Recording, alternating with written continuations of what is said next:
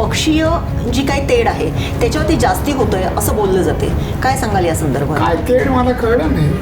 तेढ पक्षीय तेढ काय आहे, कोणाबद्दल आहे? आमचा बीजेपीचं कोणाबद्दल तेढ नाही आणि आमच्याशी तेढ निर्माण बीजेपीची करू शकेल असं देशात एकही पक्ष नाही आहे. काय असेल कोकणच्या विकासाचे विजन?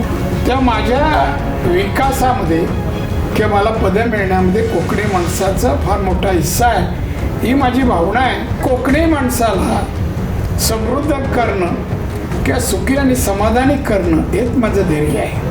नेहमी म्हणता कोकणचा कॅलिफोर्निया होण्यासाठी खरंच आपण सुरुवात केलेली आहे. कॅलिफोर्नियातील लोकांचं जे जीवन आहे, पर कॅपिटल इन्कम आहे, तसं आपल्याकडे निर्माण करण्याचा मी प्रयत्न करेन. राणे आणि ठाकरे यांच्यातली जी काही तेढ आहे तीच फक्त प्रकर्षाने पुढे आणली जाते.